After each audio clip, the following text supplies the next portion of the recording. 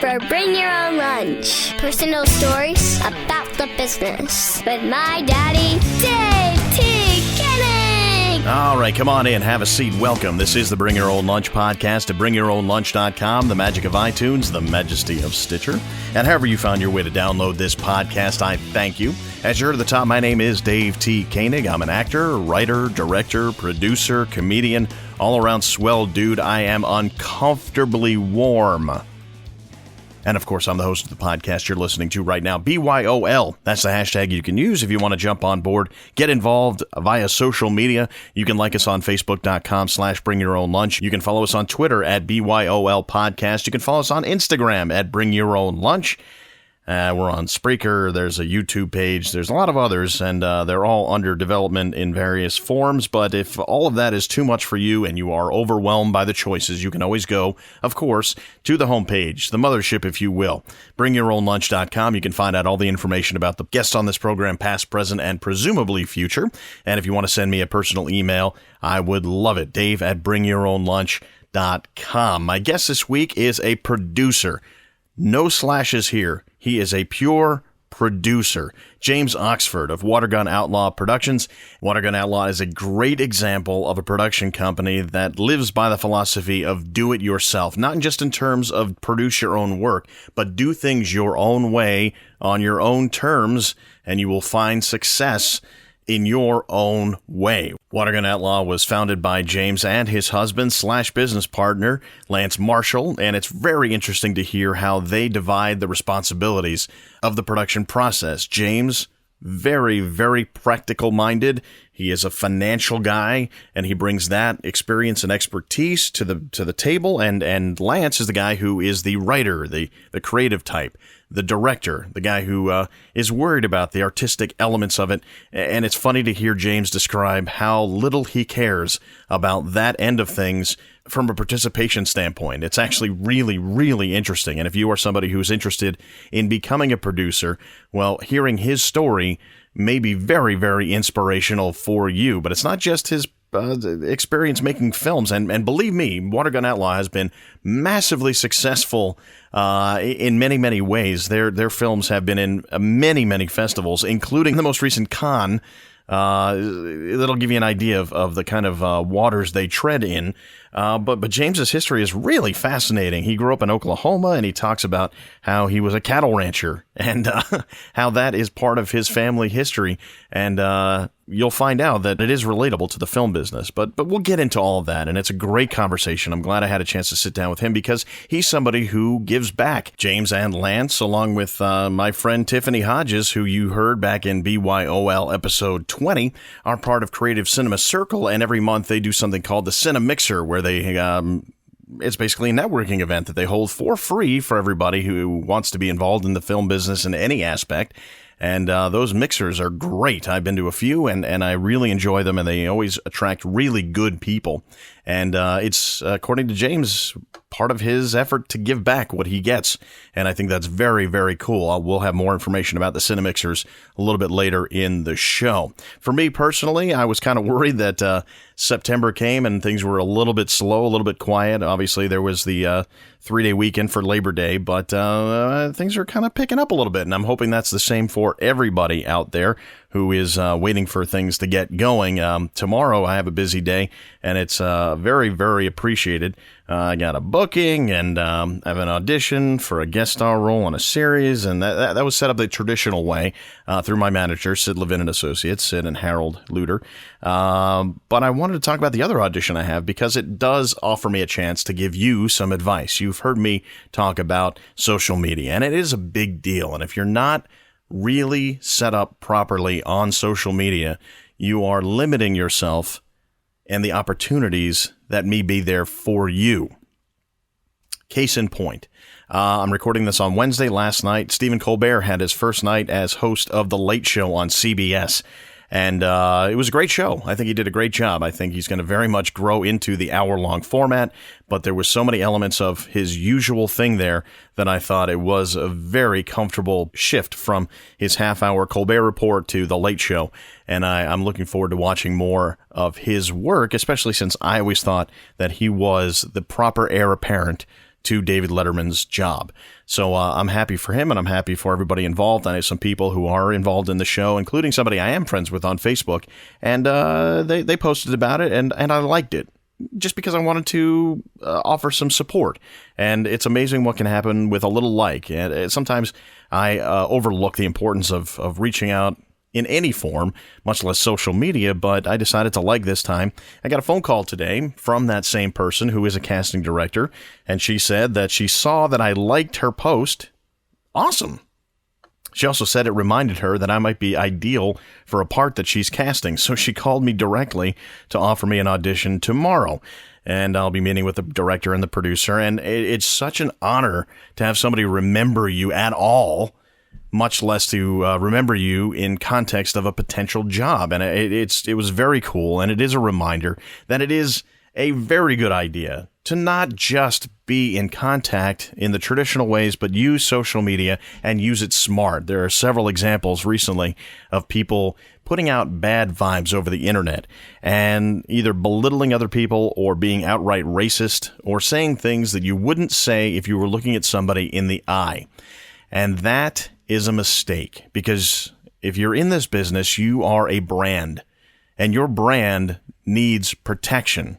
If you're not going to protect your brand, nobody else will. And if there's something that you are not comfortable saying in somebody's direct company, you should avoid posting about that on the internet.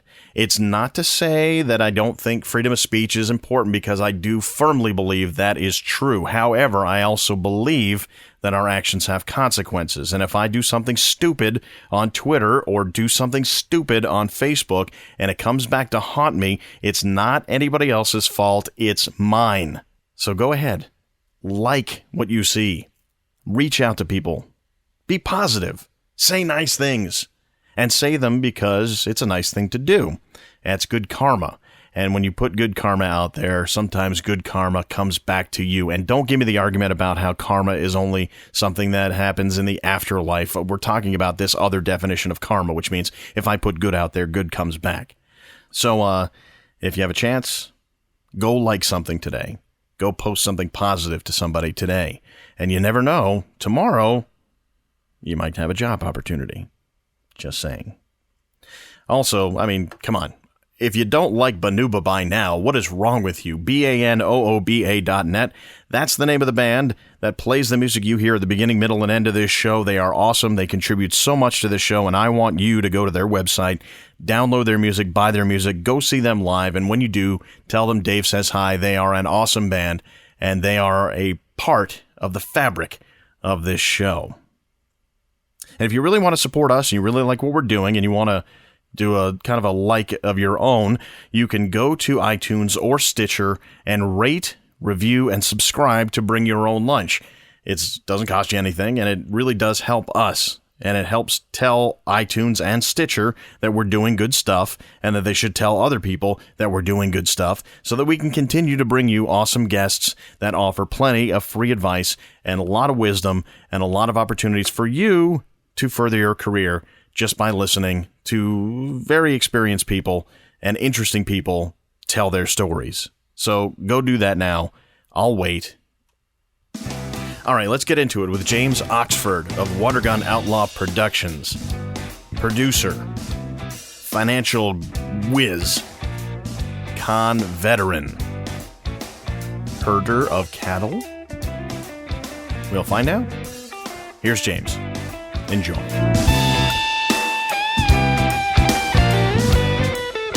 So you have one of those names that sounds like you're a really smart person. Yes. Yes, it's all a facade. It's all a facade, yeah. Yes. You want people to believe. Yes. And it turns out you're not smart at all. Yeah. My name's Jacob Berger originally, yes, and I switched it to James Oxford. Well, that would fit the stereotype of where you're from. I guess that's right. Now, I want to get into that, but first of all, we're in Yonkers. Why were you guys in Yonkers? Or are you guys in Yonkers temporarily? We originally, because we lived in Manhattan for the last 4 years or so, and Lance is not an actor who goes out and auditions every day or anything like that. Any stuff he does is through people who contact him, and people. filmmakers he already knows, they contact him, and that's usually the only thing he does that way. I travel for work, so I'm gone 4 days a week outside the city. And so we started to realize if we wanted to step up our game with the filmmaking, that it would probably be smart to be putting less money into a Manhattan apartment that really we didn't absolutely need to have. Sure, some people need to be in Manhattan, or if they have the ability to be in Manhattan every day, it would do a lot for their careers. We didn't need it. It wasn't really benefiting us in any way. So we started looking outside the city and different apartments and stuff, because originally what we were going to do is buy a house outside the city a little ways. And we started looking around and we found this place. And no offense to Yonkers, if anyone from Yonkers hears this. Yeah. But we just looked at the apartment like morons. So because we're just like, this is perfect. We don't own a car. It's a beautiful building. It's a beautiful building and a beautiful view. We're right on the Hudson River. Really we look nice, at the Palisades and everything, and the ducks and the geese fly in and the boats go by. It's very beautiful. Mm-hmm. But we don't own a car because we lived in Manhattan. And so we're directly across the street from the Yonkers train station. You're in Grand Central in 30 minutes. That's great. And so, we're like, oh, this is perfect for us. This is the perfect transitional place to live, where we'll move outside Manhattan, but you don't need a car. You can go in and out of the city every single day, and it's not a big deal at all. Mm-hmm. I'm still close enough that I can get to the major airports, which I need to for my work. Mm-hmm. And so that was that. It has turned out to be... Once you venture more than 10 feet away from the apartment, it turns out to be a little rougher than we expected. It's definitely a city on the rise. It is. I can't remember what they call those, but it is it's got room to grow for sure. Yes. And me and Lance are not a hardy stock. Yeah. We are not what people refer to as pioneering type people. We don't go into up and coming neighborhoods and help them get there. We wait until it's there and then let us know and we'll show up. So that's kind of, so it's fine. It's a nice apartment, and it's large, and and everything. Like I said, it's a beautiful little area. Yeah. But it's not exactly for us. And then, with personal changes, we're moving anyway. Right. So you haven't been here very long. No, we've only been here since February. It's September now. So we've only been here, I don't know, 7 or 8 months. Like a cup of coffee. But where were you in Manhattan? We lived in Midtown, Hell's Kitchen, for I guess about 3 years. Okay. And we've lived in the financial district at 2 or 3 different places. Right. And Midtown is fantastic for your kind of right next to everything you need to get to. But I'll be honest, our favorite place ever really was financial district. It depends what kind, and I guess it depends what kind of people you are. Sure, but for us, financial district, we lived on Wall Street for a little bit, and then we lived on Maiden Lane, which is just a couple blocks north of Wall Street. And the apartment is directly across the street from the Federal Reserve building. And I mean, you go out at 2 o'clock in the morning. One, there's nobody around. Financial district, which we like. Yeah. We're not nightlife people. Okay. Yeah. We are 80-year-old people trapped in younger people's bodies. And so we're not the type of people that go out to bars and drink and are out late and things like that. Sure. But if you are out late at night, it's quiet and there are armed guards everywhere. Yeah, that's true. And so, I mean, you never could feel safer anywhere. That's really interesting because, I mean, for forever, the financial district, it shuts down to like 8 o'clock and there's nobody there. And before 9/11, that just meant you were kind of on your own. I mean, there weren't a lot of people you'd encounter anyway, but it was like ghost town. Yeah. But I didn't even think about the fact that you also have now the added benefit of a lot of security around for obvious reasons. Right. When did you move there? We moved there in 2000. Well, we've lived there twice. So we moved to New York the first time in 2006. Okay. Moved to Wall Street. And we liked it, but not as much at the time. And it was a very tiny apartment. But me being just my namesake pretentiousness of... and I work in finance. I'm like, I live on Wall Street. I just thought that was the coolest thing ever. Well, that is and being cool. from Oklahoma and technically being a redneck, this was just the height of my sophistication. And so I'm like, we're going to live on Wall Street. And it was a tiny studio apartment. And so 2 people, 2 dogs in this studio apartment. That's a lot. Yes, it got crowded quickly. Yeah. And so we lived there for about a year. I worked in Connecticut. I worked in Stamford. And so I would commute back and forth to Stamford every day. And so then we actually moved out to Stamford for a little bit, moved back into the city and lived in Hell's Kitchen in a cool old... it's called the Whitby. It's across the street from the Al Hirschfeld Theater. And it's an old hotel that was built, and I believe, and I could be lying or wrong, it was a hotel built specifically for, his long-term hotel built specifically for Annie when it originally went on Broadway, which was at the Al Hirschfeld Theater. So they built this hotel so all the actors... This is where they lived. Right. They had little kitchenettes and their little 1-bedroom kitchenette things.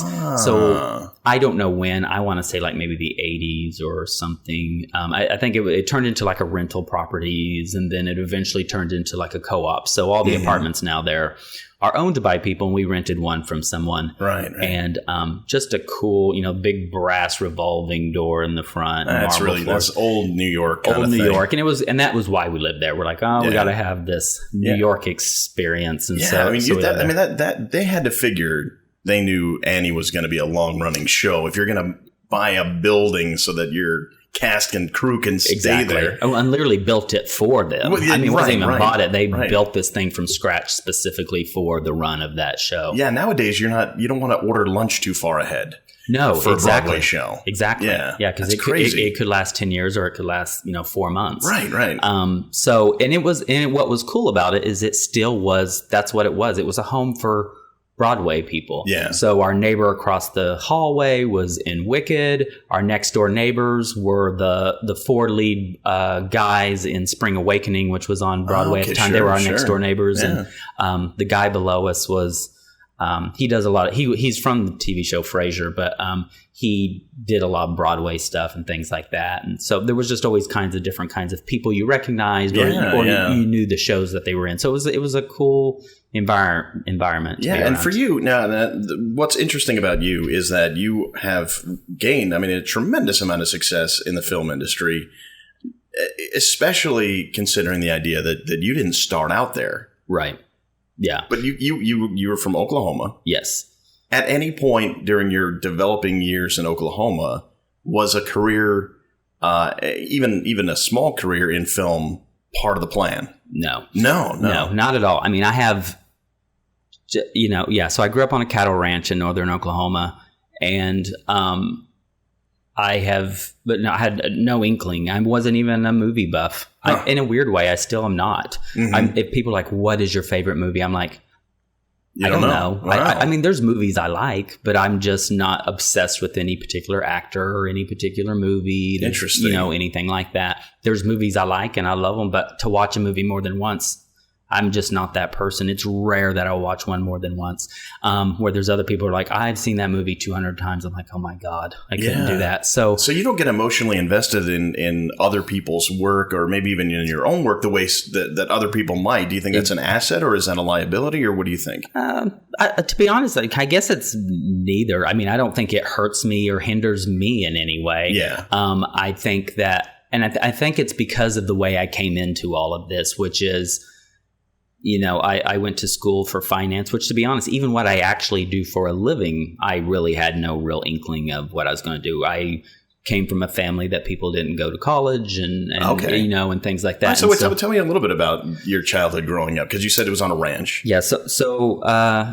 My mom and dad were cattle ranchers, and that sounds more elaborate than it is. Don't picture South Fork. In Dallas, we were not the Ewings by no stretch of the imagination. So you were north of the Ewings anyway. We were north of the Ewings quite a ways. Yeah. And so, my dad actually grew up in my hometown, or most of his life in my hometown. And his dad was a mechanic. So my dad actually, the opposite, didn't grow up really around the cattle ranching himself. His dad was a mechanic, and my grandma was a stay-at-home wife. So real salt of the earth type. Yeah, and a bunch of kids. I think there was 8 siblings altogether.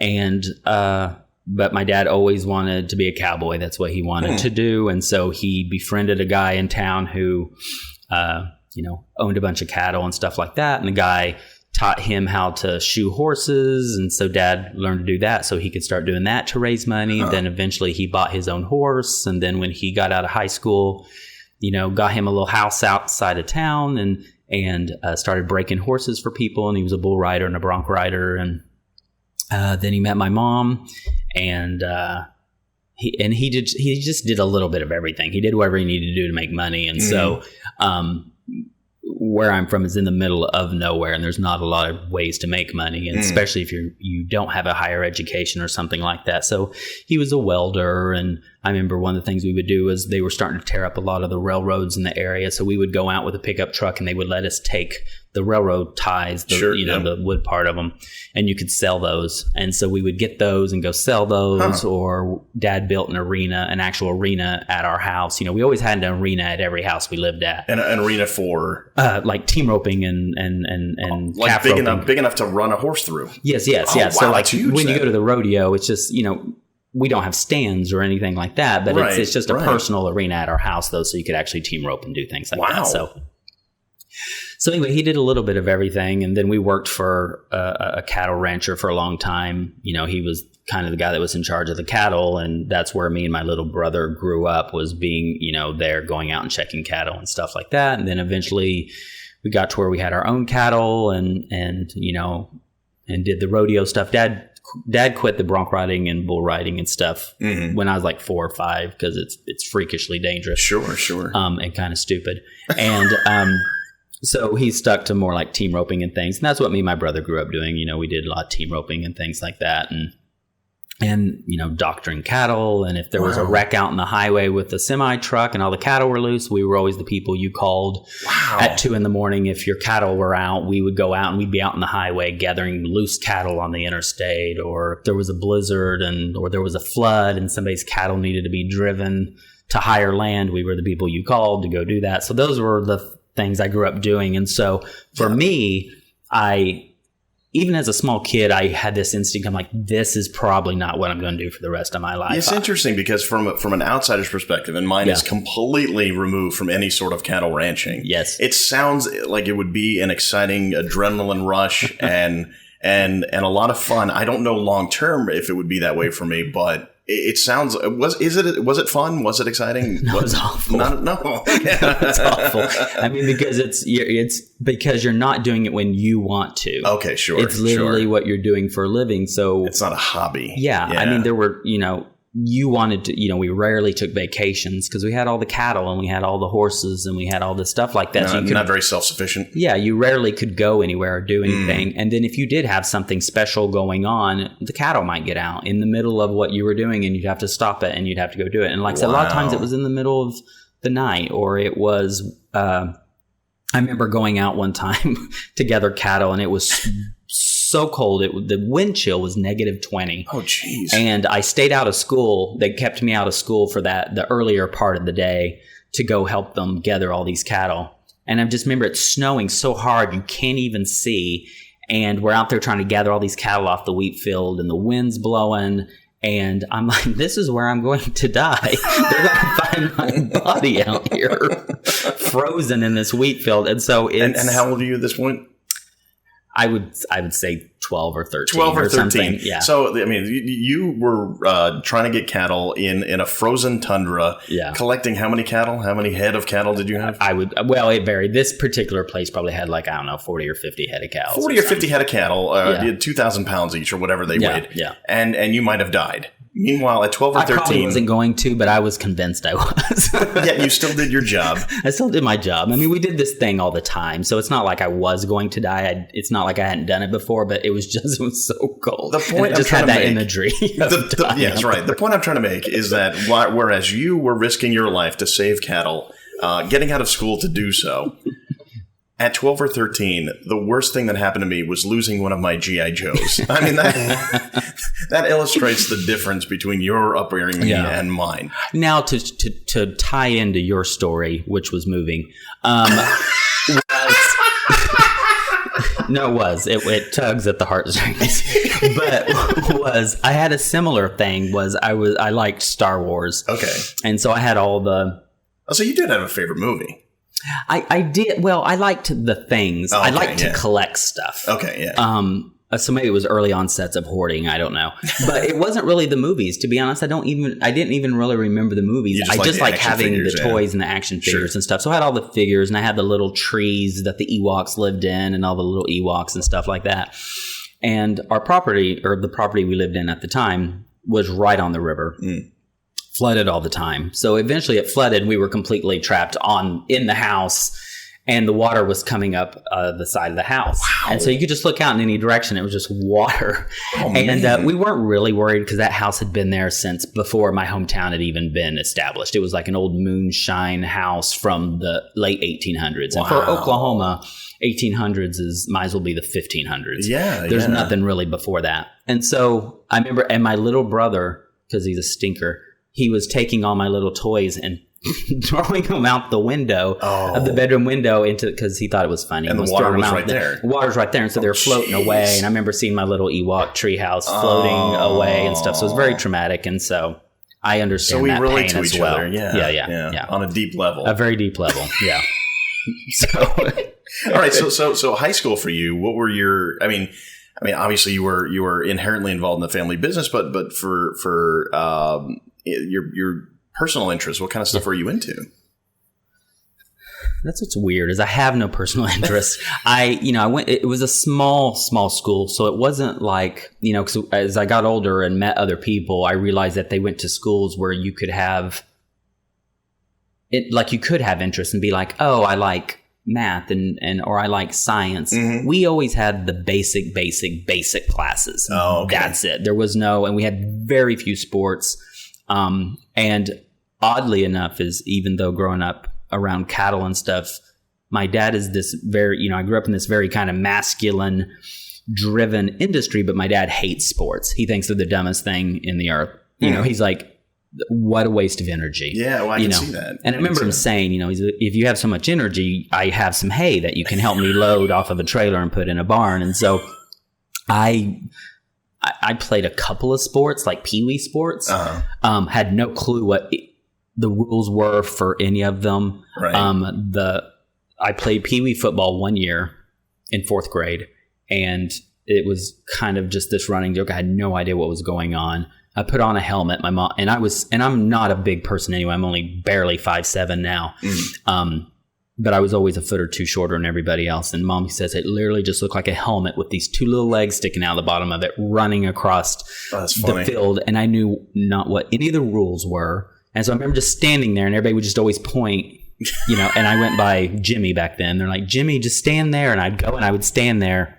And I would just wait till everybody else ran around, and then I would just kind of run around randomly, like where they were going.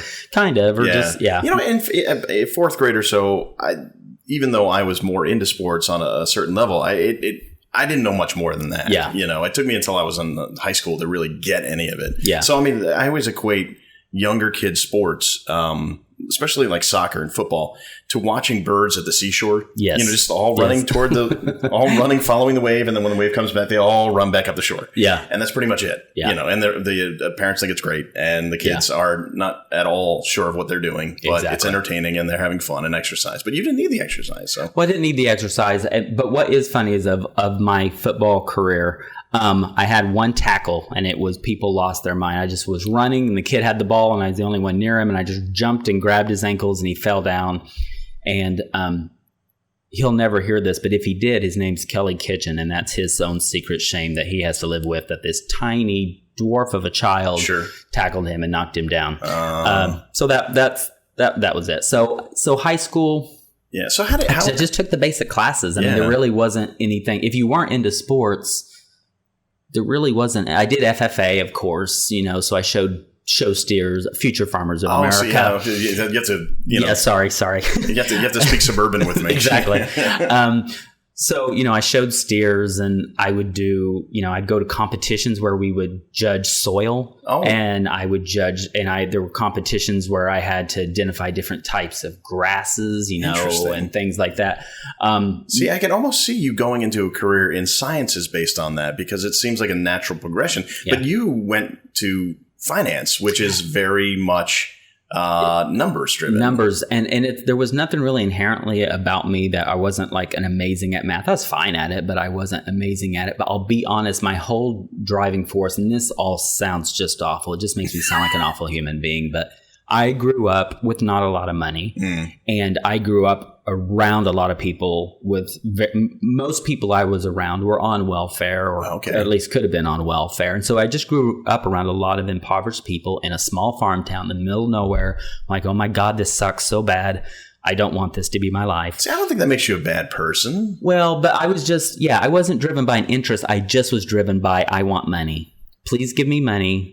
Well, somehow it can or be another. a motivating factor. You could have gone the other way and said, like, I don't know anything and I'm not going to do anything to improve my station in life. Right. So I don't think that makes you a bad person at all. Well, and what was funny was because I was like, I want to go into finance, or I want to go into, I said Did accounting. You know what that meant? No, I didn't know what it meant. Yeah. So I said I wanted to go into accounting, because that's the only word I kind of knew what it meant. Sure. And so I assumed like I prepare people's taxes. Okay. That's all. Either prepare somebody's taxes or I would work at a bank doing loans. That's the only thing I really understood of finance. I didn't know what kind of finance existed outside of that. Right. So, but I had this very distinct image in my head, and mom and dad joke about it all the time, that even when I was a little kid, I would like make I would get like old briefcases from garage sales, and I made a little computer out of cardboard boxes because we couldn't afford a computer. And they didn't have them when I was a little kid. But even as I got older, we couldn't have afforded one. So I would make them out of cardboard and set up like a little desk and have pencils in it and all kinds. That was how I played when I was a little kid. And so I'm like, I want to live in a big, tall, shiny building, drive a nice car, and carry a briefcase and wear a suit. That's really what I knew about. That was my goal. That was what I was going to do. Doing that, I really didn't care. Yeah. So as long as it resulted in that scenario, then that's all I cared about. See, you're unique on this show in that you are a pure producer. You're right. And what's interesting is that a lot of the artistic minded, almost to a person, none of them truly actually knew 100% what they were going to do moving forward. I mean, some of them did go to college for theater. Right. Some of them had no idea, like me, until even many years after college, that this is where I should be. Yeah. But you knew ahead of time. So you were driven right from the get-go. So at 18 years old, you knew a heck of a lot more about where you were going than a lot of the people who I do have on this show. Right. And I think it does make an interesting point about you becoming a producer later in life. Yeah. But how did you transition? And I know you've spent a lot of years in finance. Yeah. But how did you transition into getting into producing? Yeah. So, after I graduated from college and I moved to Texas and got a job working in commodity trading. And really quick side note, another stupidity thing with me was when I was growing up, commodities meant welfare. Those are what they call the things you get. When it's the first of the month, you go to the welfare office and you get your commodities, which are your cheese and your milk, which is sort of like a pure definition of that. Exactly. Yeah, okay. And so in my mind, that's the only thing that word means. So you were trading those things that you would get at the beginning of the month. Well, I thought. Yeah. Because I didn't know what else commodities could possibly be. But it also means oil and gas and coal. And those are commodities. Gold and silver. Right. So anyway, I got a job out of college in Houston, working for a big oil and gas company. And over the years while I was down there, I ended up meeting who is now my husband, Lance Marshall, down there, who was with the professional theater down there, doing plays and things like that. And so we started dating, and that was my first exposure. I did not know a single actor before then. I don't go to plays. I'd never been to a Broadway show. I couldn't tell you I couldn't tell you anything about films or actors or had any interest or desire or anything in it. So how did you end up meeting him if your interests were so vastly different? Online. Yeah. So online, a horribly romantic story. So once you got to the money, the scratch together, did a computer, boom, you found yourself a husband. First thing, exactly. I'm going to land me a husband. This or a Russian bride. So we started dating and completely different sides of it. And Lance is as extreme artistic as I am producer aspect. And that's what has worked out so great for us is that, I mean, he's I think a fantastic writer and a fantastic actor and proven to be a fantastic director. And it's just all of that inherently is in him. He was just born with that. And I think the kind of person I am, or the kind of person it takes to be a producer, I think just for whatever reason, it is inherently in me. That's just the way my brain works, and that's the way his brain works. Well, piecing together the stuff from your childhood, it makes sense. I mean, you were given and learned a very, very strong work ethic. Right. And your mind is on the bottom line. Yeah. You appreciate money because you know you didn't have any. So the value of every cent that you spend is vital to you. Right.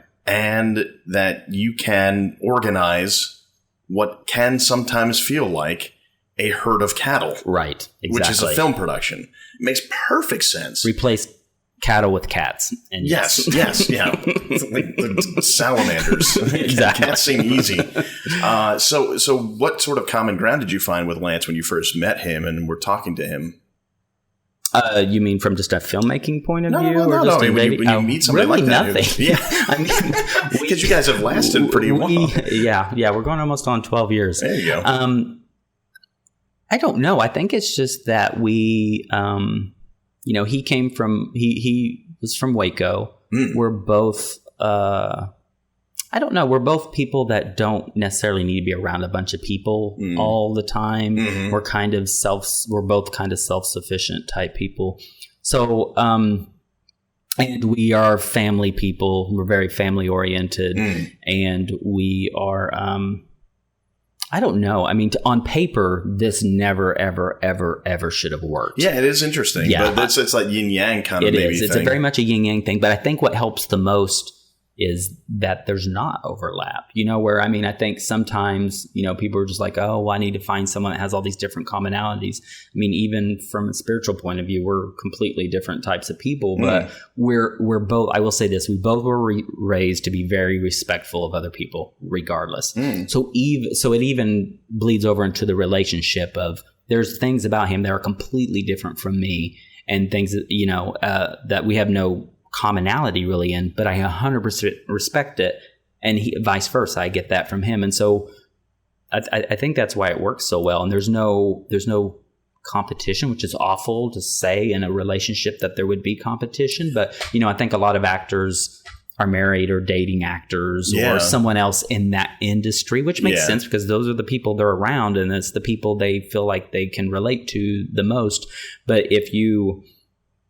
I mean, even in, with a husband and wife, obviously they're not going out for the same roles. But it's still there. There's still that competition. Yeah, you see it all the time. I mean, I have female friends, and I sometimes, when I see them on TV, I'm like, oh, how come they're doing better than I am? So it spans race and gender and all that stuff. But when you have two guys dating or two women dating, it's even more so. I can imagine. If you're the similar age and just somewhat of a similar look, you technically could be going out for the same part. Absolutely. So that could get really weird. And so we don't have that. I hate acting so much. I was just recently, after being forced and coerced and chloroformed and drugged to the set, did a very tiny part in a very good friend of ours film. And I hated it so much. It was so awful and so uncomfortable. I don't know why anybody acts. I don't know why anybody finds that enjoyable at all. That's hilarious. I don't like to memorize things. I don't know how to be realistic. I'm very much aware that you've pointed this camera at my face. I'm very much, and I cannot tune it out. And the same thing goes with like writing.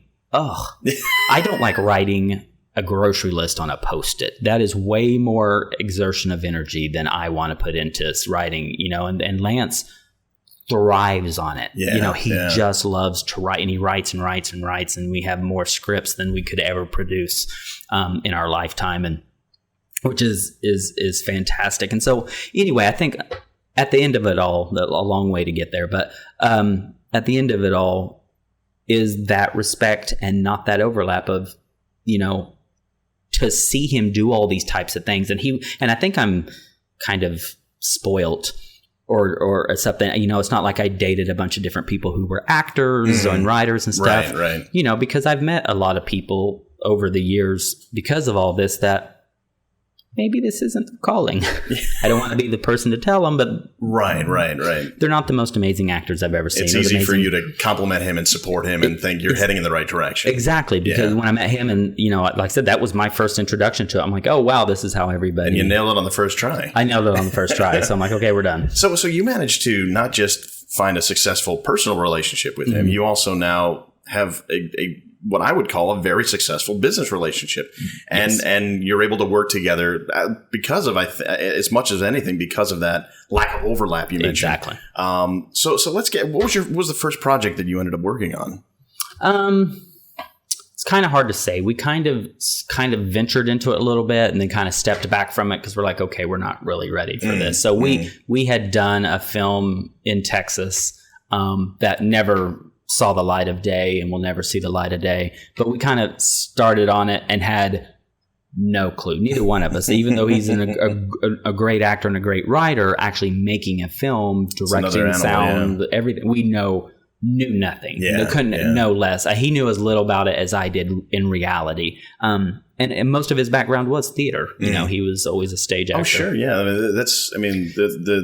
The technique, the requirements, some can be very different. All the things that are going on in the peripheral is just completely different. And so we tried that, and that just didn't pan out. And so we kind of just put that to bed. We just didn't even try or even think about it again for a good 6 or 7 years. And so he just focused on. We eventually moved to New York. And he just focused on acting, and he did plays and stuff around New York and tons of little short films and stuff like that. And then we had some family issues and moved back to Texas. And we're down there for a couple of years, and he did a great deal of theater there and had quite a bit of success with it down there as well. He did Bug, and he did Killer Joe theaters. And so he's and that's where he really, like Tracy Letts is almost a good representation of what's his writing like. It's similar to him, and just very kind of a dark, gritty, Southern, uncomfortable type dramas is kind of what he does. Yeah. Even looking at your posters, it kind of is, I mean, right there, it just tells you that it's not sunshine and lollipops. Something's going to go wrong. Yeah.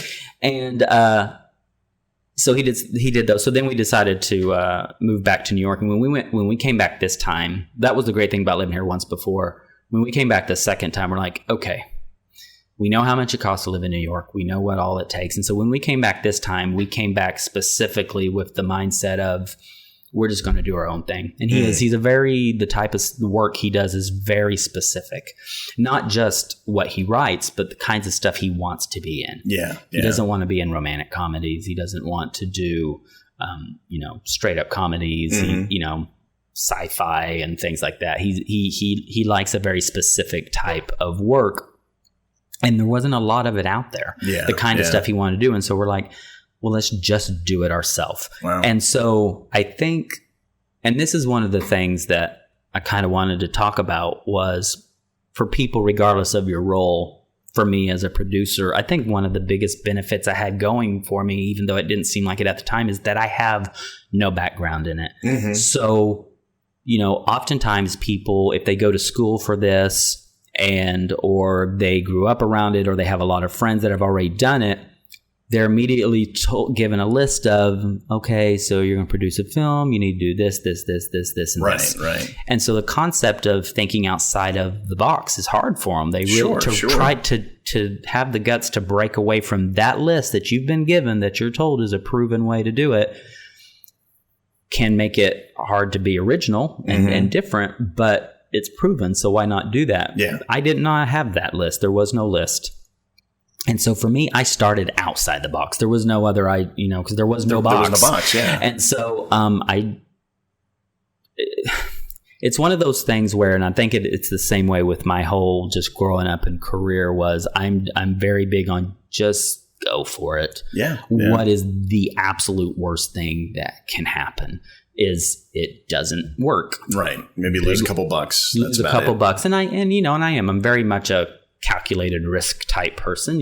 I'm not going to mortgage my house and take out 15 credit cards and wipe out our savings account and make a film and pray to God somebody picks it up and we become famous and it all works out. Right. I'm not going to do that. But, if we can, and we are fortunate because of what I do for a living, it provides for us. And so we're able to be smart, set aside enough to make something the way we want to make it and it be good. If, God forbid, it doesn't work out, we move on. It's unfortunate. You've calculated it ahead of time. Exactly. Yeah. I mean, it's money that's gone and you don't get back, and that's sad, but it's not the end of the world. We're not going to be homeless. And so I'm again, just going for it. And so is when we were trying to figure out, and there's a lot of things, I don't even think they're from real life experience, but people will scare you about a million different things. Like, oh, when you have to deal with so-and-so, or you have to deal with this group or this organization, it is miserable.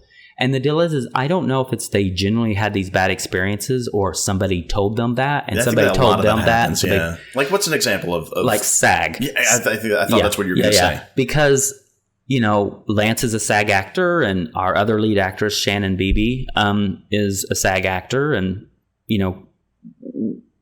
so to stay on this track so I don't get off track, because I tend to do that, is, so I'm like, I'm going to have to get SAG contracts. And so what they had done is SAG does these free workshops in their offices, and you come in and they'll talk about, low budget and ultra low budget and short film and new media and all these different kinds of contracts that they have. And they kind of go over them real quick about how it all works. And then you can ask specific questions. And I don't remember how long it lasts, like an hour or hour and a half or something like that. And very friendly, very nice. And I'm like, okay, cool. And so then all I had to do was log on. We'd already created a production company. And so signed up my production company as a signer and signator. That's what it is. Yeah. Signer does not sound right. Signator. And set them all up. And then they gave me a login. I logged in. You say, hey, we're making this movie. It's called this. This is how many days. And these are the people. And they give you a contact. And just as super easy. You can do almost all of it online. And if I had any questions, if I forgot to do something, it wasn't all, you do it right now, or we're going to just shut this down. They send me an email like, oh, hey, you forgot to send me this list. I'd be like, oh yeah. So send them the list.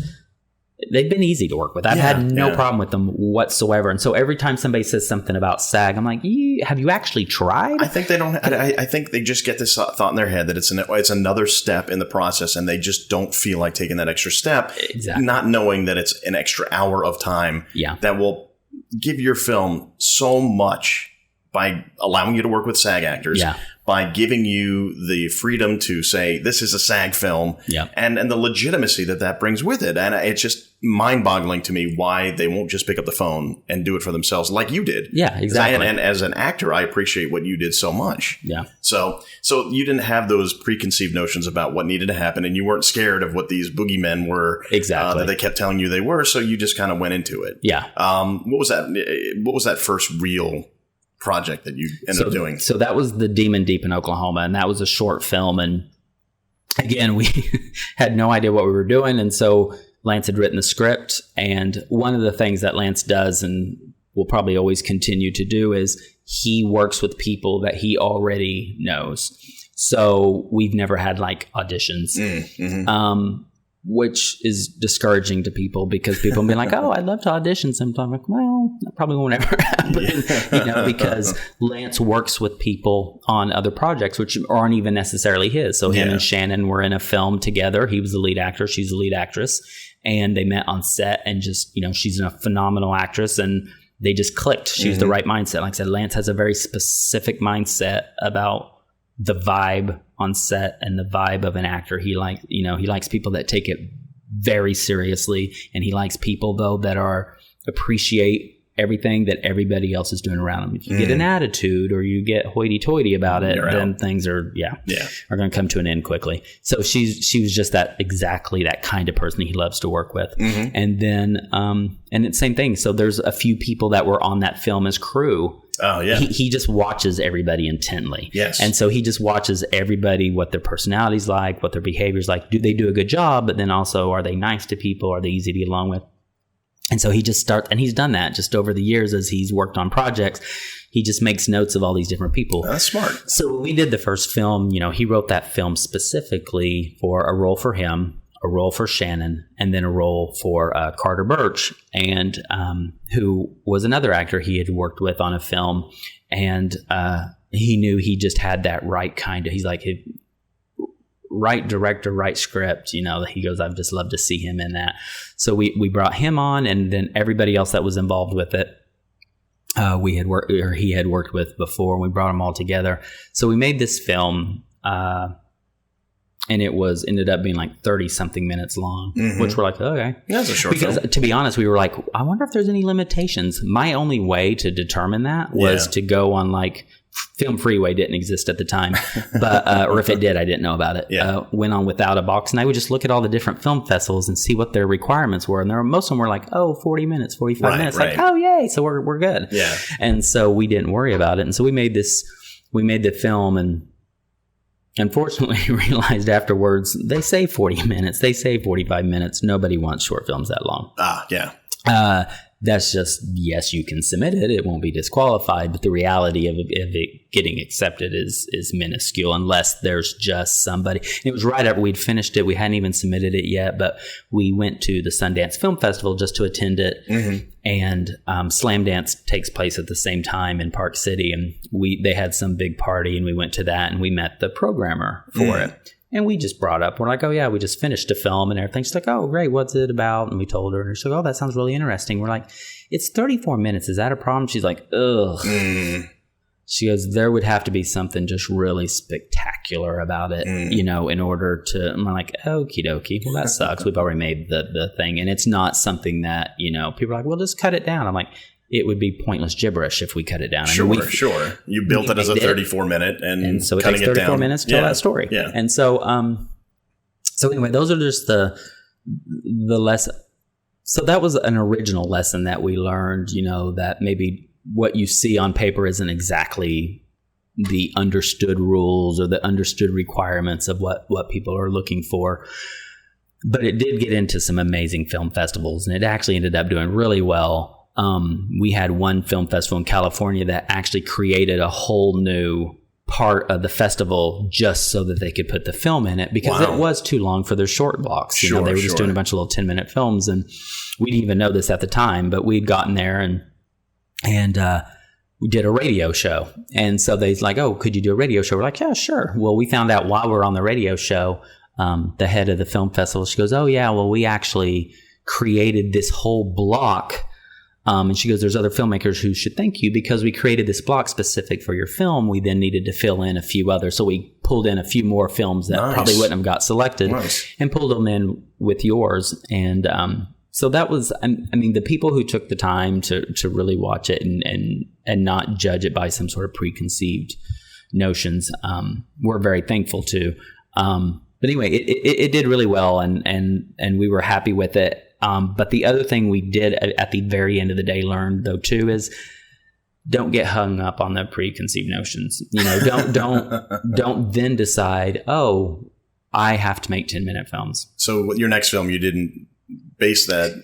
You just wrote it or Lance wrote it to write it. Well, no, we made it, and we made it with the mindset of 10 minutes. Oh, okay. So you went the other way. After it was, so we went the other way, which I think a lot of people do, that whole sophomore thing. Sure. You do something, and then you're like, okay, what was right, what was wrong, and then you try to overcompensate. Good or bad, you overcompensate and make something that. So the second film we made, we loved, and but it's completely different from Demon. It's got a different vibe about it. And so I think that for us, one of the things we're going to do going forward is we're always just going to focus on write the story. How long is it going to take to tell that story? And that's how long we're going to tell it for, you know? And if it's 10 minutes, like the film we told was 10 minutes, but we really stressed ourselves out over it. Like, so the Taking of Ezra Bodine, we love, and it's really a really good film, and it's a 10-minute film, but we really pressured ourselves and pushed ourselves to make sure it was 10 minutes. And I don't think that was necessary. You know, what's interesting to think about is, since you're a finance guy, is what you do with the film afterwards. I mean, you find if there's a market for something other than the festival circuit, what can you do with it? And I have had people say, and they raise the argument that it doesn't make a heck of a lot of sense to make a short film, like a 10-minute film, because there's no market for it after the festival circuit. And you're better off making features. But I'm wondering if with all of the on-demand services that there is going to be a market for something that's around a half an hour, which is comparable to what sitcoms are, right? And not necessarily a full-length a dramatic show that's an hour long, right? And have you had in mind what you're going to do with a film after it has its festival? And when do you start thinking about that? We definitely didn't think about those things when we were making them. We had the kind of, because the first thing I'll say about it, even taking out, doing anything with it afterwards, as far as trying to get any money off of it, is I don't like when people say that there's no point making short films. You learn so many lessons when you're making a film. Any film, doesn't matter. It doesn't matter if it's long or if it's short or if it's a feature. You learn so much when you make these films. And so, do you want to spend $10,000 and learn your lessons? Or do you want to spend $150,000 or $200,000 to learn those same lessons? Right, and if those lessons you learn hurt the film, you're learning them, and then when it's all over, you're like, oh, yeah, we should have done that different. I'd rather learn it on the $10,000 film and not, because the lessons you're going to learn on a feature, you can learn them on a short. I believe so, yeah. And so, so that's always, I mean, there's nothing wrong with it. It's a great way to experiment. It's a great way to experiment with camera angles and lighting and sound design. You can do all these cool things. It's small enough that you can just go nuts, and do all these cool stuff. And people are okay with it in the short format when you go really just bonkers with that kind of thing. You should absolutely do that. But 100% what you were saying about, is there a market for it now? Absolutely. So we watch short films all the time. They have them on Netflix. They have them on Amazon. They have them on, there's another obvious one I'm not thinking of, Hulu, and I don't know if Yahoo does them now or anything. iTunes has them. So we watch short films all the time, because sometimes you don't want to sit down for an hour, or you don't want to watch the same thing for an hour. You just want to watch a bunch of just random stuff. And our attention span keeps getting less and less. Exactly. And our ability to sit and watch something. Exactly. So this is the perfect time to be making shorts, but coming at it from that mindset of what kind of shorts could I make that would be enjoyable to sit down and watch? And you almost don't have to, because like I said, the shorts had to be wild and crazy, because people only wanted to see just bizarre, artistic, experimental films in the short format. And to tell just a normal story in a short format just wasn't from a festival, because you created them really so you could go on the festival circuit and get discovered or whatever. Right. And where now you could not submit it to festivals at all. You literally could just sit down and start making short films just for the purpose of trying to get them out there and distribute them. Are you going to make a ton of money? No, I don't know. Because you're getting lost in a sea of films out there. So it's a matter of having the right marketing image to go with each one. Yeah. Exactly. So, but I think it's something that you, from a producer point of view, from a financial point of view, that's a good lesson for you to learn.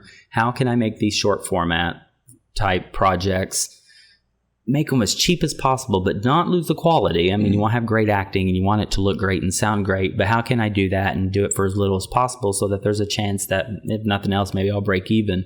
But so when we went to, so with the second film, The Taking of Ezra Bodine, we had met Lance again. Lance had coincidentally met Bill Sage at Columbia University. Lance used to serve as an actor for director classes all the time. Yeah. And Bill is good friends with one of the professors there, and so he audits classes there all the time. Oh, interesting. And so Lance was doing a scene, and this is another one of those bizarre things that people yell and make fun of us at, but they wanted him to do a scene from The Godfather.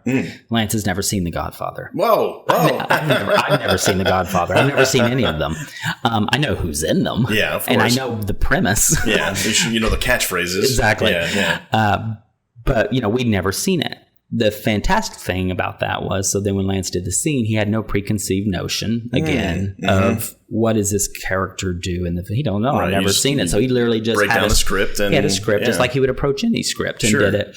And so after it was over, Bill approached him and introduced himself, and he really liked Lance's performance. And then what was funny was Lance's all-time favorite film is Mysterious Skin by Greg Araki. Wow. With Joseph Gordon-Levitt and Brady Corbett. And the lead adult actor in that is Bill Sage. And so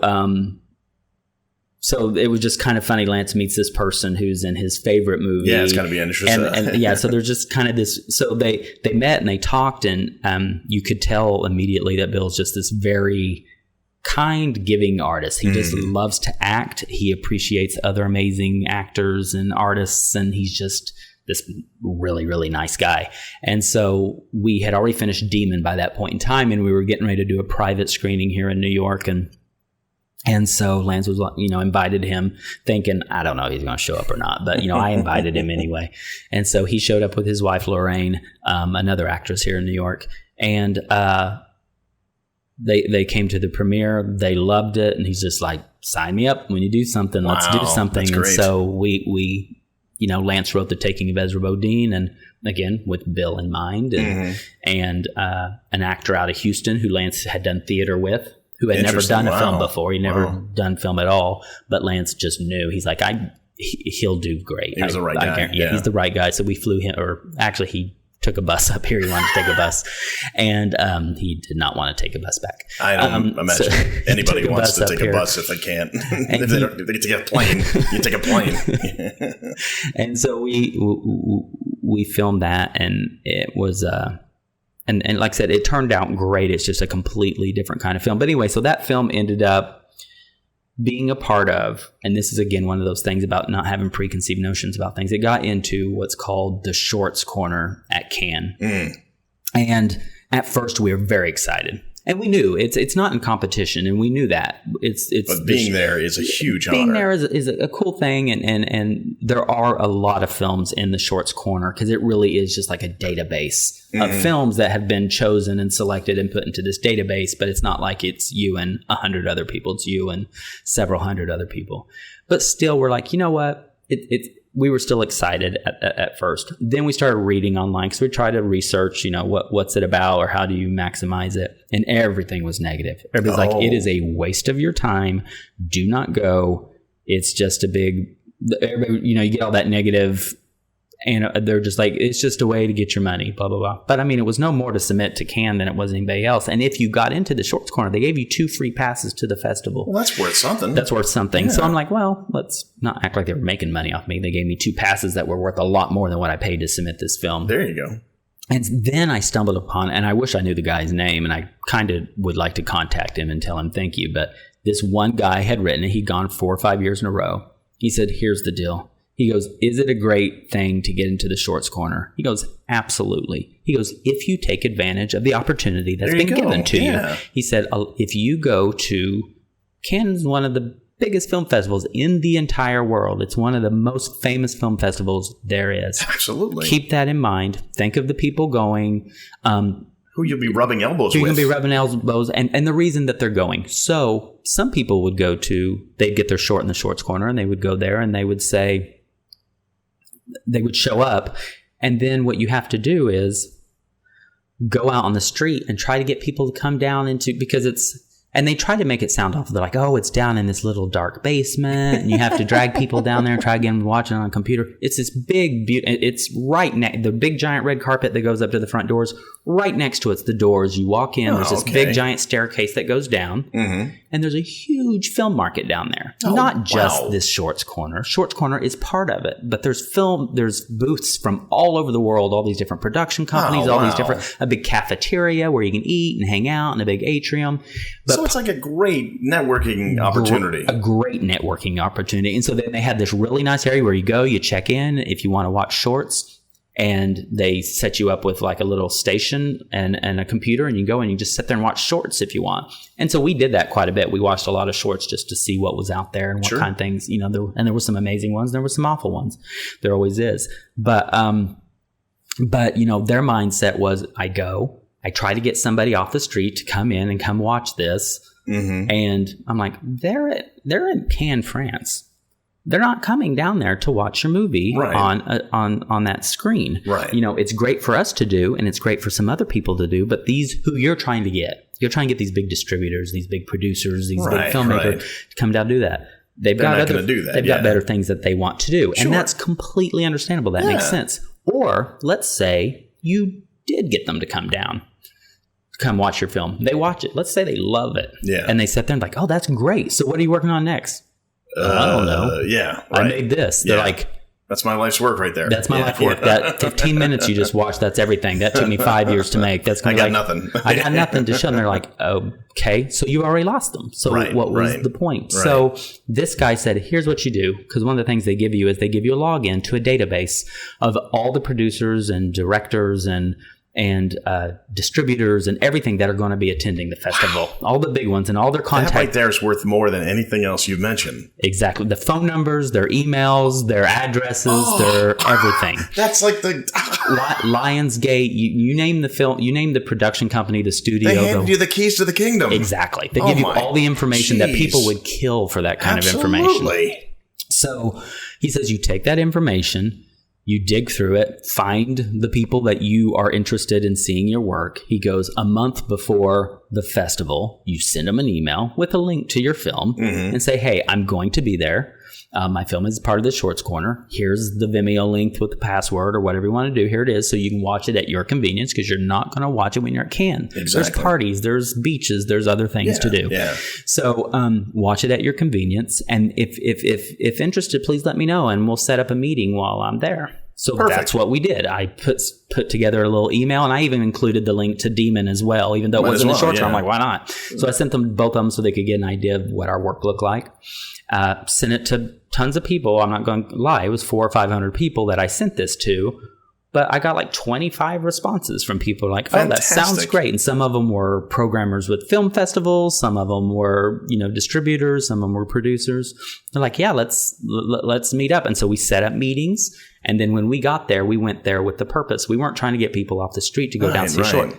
So we had all these meetings. But the other thing we had was a stack of scripts. We have features, we have shorts, we have web series. What do you want? Wow. You've seen what we do. You've seen the kind of work we do. So what do you want? Do you think in some way that opportunity is almost like its own weeding out process? Yes, absolutely.